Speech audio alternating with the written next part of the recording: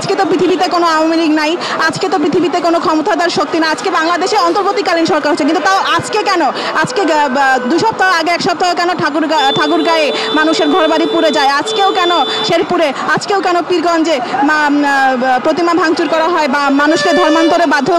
করা হচ্ছে। আজকে আমরা সকলে সনাতনী অধিকার আন্দোলনের পক্ষ থেকে শাহবাগে সমবেত হয়েছিলাম, যাতে করে আমরা পূর্ববর্তী সময়ে অন্তর্বর্তীকালীন সরকারের কাছে যে পেশকৃত 8 দফা দাবিসমূহ করেছিলাম তার বাস্তবায়নের লক্ষ্যে যেন আমরা আবারও আমাদের বক্তব্য পেশ করতে পারি এবং তার অগ্রগতি সম্পর্কে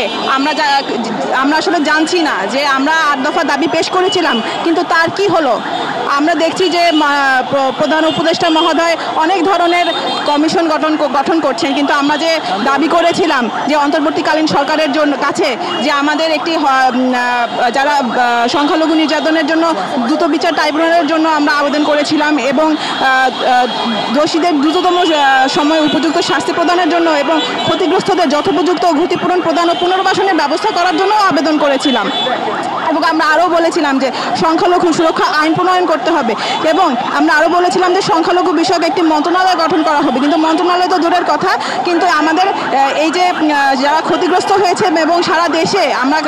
বিভিন্ন নিউজ পেপারে দেখেছি যে 1600 অর্থাৎ 1300 বেশি জায়গায় আমরা দেখেছি যে সংখ্যালঘুদের অর্থাৎ বিশেষ করে হিন্দু সম্প্রদায়ের মানুষের ব্যবসা প্রতিষ্ঠান, ঘরবাড়ি এবং উপাসনালয়ে হামলা হয়েছে, কিন্তু সাম্প্রদায়িক হামলা এগুলো একটি ধারাবাহিকতায় এবং আমরা প্রত্যেক সময় দেখি যে কোনো ধরনের রাজনৈতিক পট পরিবর্তনে কিন্তু বাংলাদেশের হিন্দুরা এই ধরনের সাম্প্রদায়িক সহিংসতার শিকার হয়ে আসছে এবং তারই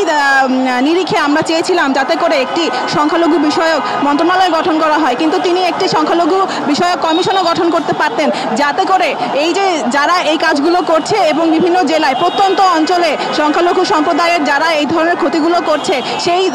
দোষীদেরকে কিন্তু বিচারের আওতায় আনা যেত। 3 সদস্য কিংবা 5 সদস্যের একটা টিমও কিন্তু গঠন করে উনি বলতে পারতেন যে কারা এই ধরনের কাজগুলো করছেন এবং কিভাবে এগুলো রুখে দেওয়া হয়।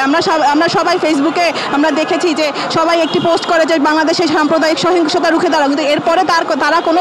কোনো কথা বলে না, কিন্তু এবং তারা বলা হয়েছে যে 5ই আগস্টের পরবর্তীতে কিন্তু বলা হয়েছে যে এটা রাজনৈতিক পট পরিবর্তনে এবং সেই সময়ে যারা সেই রাজনৈতিক ক্ষমতাধর দলে মানে অংশ ছিলেন তারা হামলার শিকার হয়েছে, কিন্তু যেটি একটি অত্যন্ত মিথ্যা কথা। কারণ আমরা দেখেছি শুধুমাত্র এই বিষয়টিকে কেন্দ্র করে অনেক ধরনের গুজবের কথা বলে অনেক ধরনের জলঘোলা করা হয়েছে, কিন্তু আসলে তা না। আজকে তো পৃথিবীতে কোনো আওয়ামী লীগ নাই, আজকে তো পৃথিবীতে কোনো ক্ষমতাধর শক্তি না, আজকে বাংলাদেশে অন্তর্বর্তীকালীন সরকার হচ্ছে, কিন্তু তাও আজকে কেন, আজকে 2 সপ্তাহ আগে 1 সপ্তাহ কেন ঠাকুরগাঁয়ে মানুষের ঘরবাড়ি পুড়ে যায়, আজকেও কেন শেরপুরে, আজকেও কেন পীরগঞ্জে প্রতিমা ভাঙচুর করা হয় বা মানুষকে ধর্মান্তরে বাধ্য করা হচ্ছে। তাদেরকে বিভিন্ন ধরনের বন্যায় ত্রাণ দেওয়ার কথা বলে তাদেরকে বিভিন্ন ধরনের দাওয়াত দেওয়া হচ্ছে এবং তার বলে ধর্মান্তরে বাধ্য করা হচ্ছে। এগুলো আমরা মনে করি একটি অত্যন্ত সুসংহত চক্রান্ত এবং আমরা এর বিরুদ্ধতা করছি, জোরালোভাবে এর বিরুদ্ধতা করছি। এবং আমি আবারও আপনাদের সামনে আমাদের যে 8 দফা দাবি রয়েছে সেগুলো আমি আবারও বলছি যে সংখ্যালঘু নির্যাতনের বিচারের জন্য দ্রুত বিচার ট্রাইব্যুনাল গঠন করে দোষীদের দ্রুততম সময়ে উপযুক্ত শাস্তি প্রদান, ক্ষতিগ্রস্তদের যথোপযুক্ত ক্ষতিপূরণ প্রদান ও পুনর্বাসনের ব্যবস্থা করতে হবে,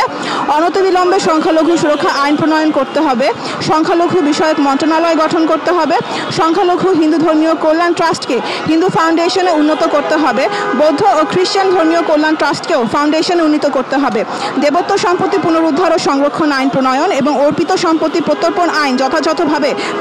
করার জন্য ব্যবস্থা গ্রহণ করতে হবে, সরকারি বেসরকারি বিশ্ববিদ্যালয় ও বিশ্ববিদ্যালয় কলেজে সংখ্যালঘু শিক্ষার্থীদের জন্য উপাসনালয় নির্মাণ এবং প্রতিটি হোস্টেলের প্রার্থনা কক্ষ বরাদ্দ করতে হবে, সংস্কৃত পালি শিক্ষা বোর্ড আধুনিকায়ন করতে হবে এবং শারদীয় দুর্গাপূজায় 5 দিন ছুটি দিতে হবে। পাশাপাশি অন্যান্য প্রতিটি সংখ্যালঘু সম্প্রদায়ের প্রধান ধর্মীয় উৎসবের প্রয়োজনীয় ছুটি প্রদান করতে হবে।